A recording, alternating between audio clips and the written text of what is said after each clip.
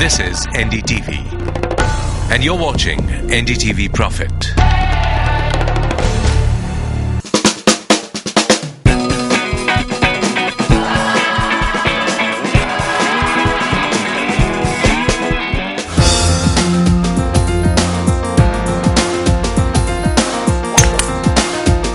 Welcome back. You're with us on a very special episode of Business on Course. We're calling it Lessons on Course because you've got Shaili Chopra, Pawan, Munjal, and we're going back in time for many reasons besides just this location, which is called Khamba, and I don't know how long it's been here, but it has to be at least a couple of 100 years, if nothing else. I think it's actually more like 500 years. Well, it does make me wonder as to the fact that we can come here and the fact that it's a part of the golf club. It's unusual, yes, but for you as an individual, the history of Delhi must have also been something that that got you a bit interested, because you came back from Sweden, you got into this golf circuit, and then you had this to see every day. Yeah.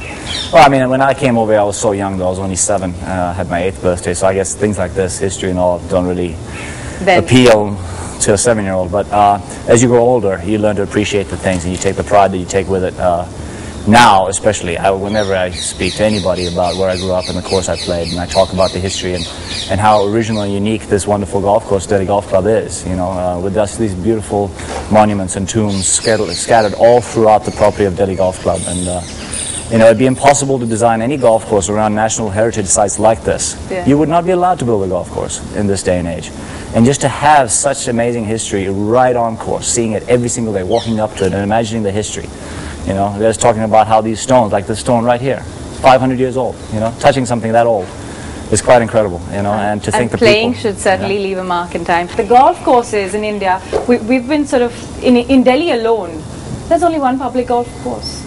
And the rest of them need membership, or you borrow, beg, friends, so on. But the fact that if one does need the attention on golf, then we need to get into the heart of the country. Yeah, you do. Absolutely. And it's the hardest thing to do right now as well. We have to kind of concentrate the infrastructure and the major golf courses. I mean, a golf course is a very expensive thing to build. So you need to concentrate those on the major cities. We cover the major cities first, and then eventually it'll grow in from there. Most of the cities in India do have golf courses. Delhi is one of the few that has all the newer courses, but maybe not so available to the general public, either through the expense or just because it's a private club or whatever. I know Delhi Golf Club, I'm sure you can come and pay and you can play. Just because there's a golf course in your city doesn't necessarily mean you want to play the game. You need to be able to have the access, but also you need to have the will. And in order to do that, you need to have the sport being more popular, and only the media can do that. What do you think is stopping them right now? Cricket. The love for cricket. The love for cricket, That's a good one to back on all the time. And I love cricket, and I'm a huge, and golf will never be bigger than the sport of cricket. I know in America, the golfers, we're always contending with American football. American football will always be bigger than golf. They don't even think they can come close to competing, and we don't expect that either. But I think we need to bridge the gap a little bit. And do you think in that sense, possibly even you can put some perspective on that, is that golf seems to have sort of got lost along the way, despite that some of the other sport like tennis with a couple of other important faces have come up. You've got other, even for that matter, badminton now, and then you had the Olympics. So all of that sort of put a lot more spotlight beyond cricket, but of course golf was not on the circuit anyway. You see, some of these are Olympic sports. And all said and done, Olympics, even if it comes after 4 years, there's so much euphoria around the games. And look at what happened. Out of a country of over 1 billion people, how many medals have we got? 3 medals. And look at the kind of noise, the attention that media has given to these It's never been the front page sport. Though sport is always on the back pages, but golf still doesn't make it out of there. Yeah, and we spoke a little bit off camera about this before, talking about what Indian golf has achieved. On a global scale, when we talk about what Jeev Milkha Singh, Jyoti Randhawa, myself, even though I carry the Swedish passport, I still consider myself a product of Indian golf. I grew up here, this is where I learned how to game, and I wouldn't be the golfer I am today without the support of India and whatever. But what we have done is so much greater than the exposure that we have received. I mean, when you think about, again, Jeev Milkha Singh is one of my best and closest friends, absolutely no disrespect to what his father achieved, but he is by far more famous than what Jeev is. But I think, in my opinion, Jeev, what he's achieved is 10 times greater than what the legendary flying Sikh Milkha Singh achieved. Yet he hasn't got even the remotest recognition in the scale of what he's achieved, winning tournaments all over the world, finishing top 10 in majors. Jyoti winning tournaments, winning the Asian Tour Order of Merit, being the #1 golfer in Asia. There's not enough, I don't think there's enough pride in the Indian golf, the way we show pride in when we get in the gold in boxing or in shooting. And is it like a hunger for glamour that you think that India has traditionally been chasing, and that they don't find that yet in golf because they're not aware enough? They're not aware enough, I don't think, and we need the help of the media. The media really needs to get, and it'll help the media too, because the more golf becomes popular with the masses, the more opportunity the media gets to sell the sport. Is there lack of investment? Is there any way we could put it in more academies that we have? We've got barely 3, 4, and I'm sure that you do have your captive ones within every course, but you don't have serious international scale academies. You're right. We do need academies all across the country. We're supporting academy in Chandigarh. It's a beautiful academy, and of course Chandigarh is one of the few cities which has been producing golfers national level and even international level. Jeev comes from Chandigarh. Many other golfers. Harmeet comes from Chandigarh. We need the infrastructure across the country. We need public golf courses, as you rightly said, full of excitement. Also the difficulty of the sport. People don't realize the skill required for a professional golfer to produce the shots that we produce.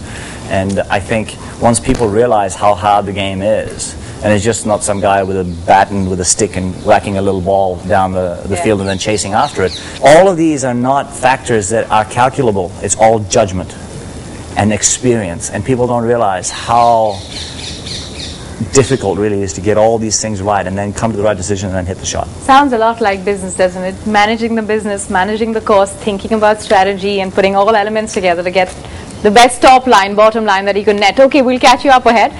Dash of green out of history just for the moment.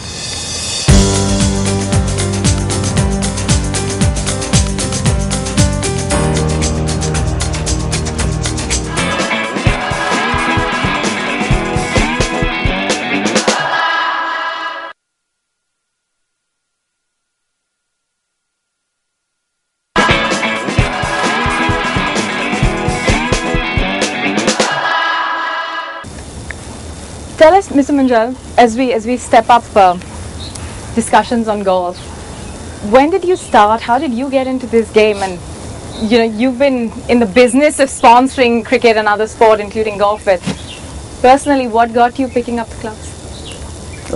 It's been about 15 years, not too long ago. After I moved to Delhi from Ludhiana to put up the motorcycle project.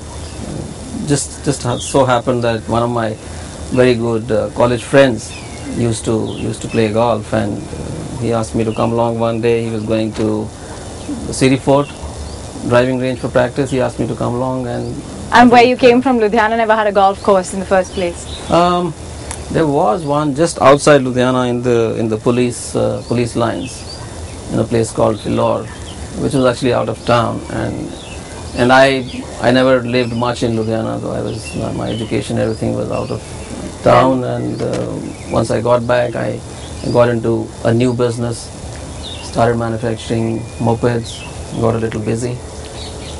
And Daniel, did you ever ride a Hero Honda bike? I wish I had. Although the way I used to drive, I'm probably sure that I would have hurt myself pretty badly.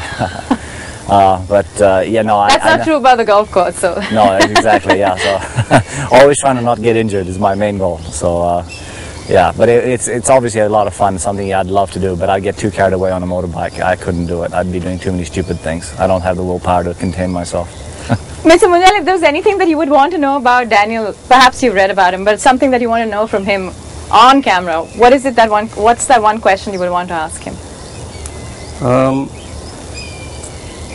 When was it that you really went on to the PGA Tour? Mm-hmm. And how was it you made it to the PGA Tour? That's one of the very big things that any golfer wants to do. Well, it was a huge amount of desire. Your desire is what keeps you going, which makes you work.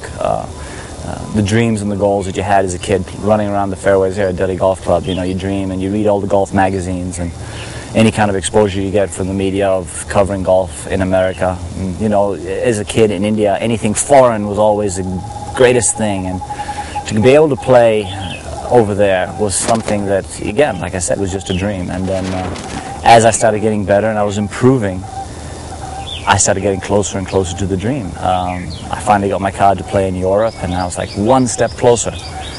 And, you know, started winning tournaments internationally. You get closer and closer, and you know, just through sheer willpower and just determination, I was able to improve my game. And, you know, it came down to basically a putt. I remember at the second stage of qualifying in America, where if I make it, I go through to the final stage, and if I miss it, I have nowhere to play. Because I'd already taken a risk by not playing that same week in Europe, which would have guaranteed me at least to play in Europe for the rest of the year. But I decided to skip that and risk everything, put all my chips in one basket, and because that's where I wanted to play. I saw my future in my game being on the USPGA Tour, the greatest, most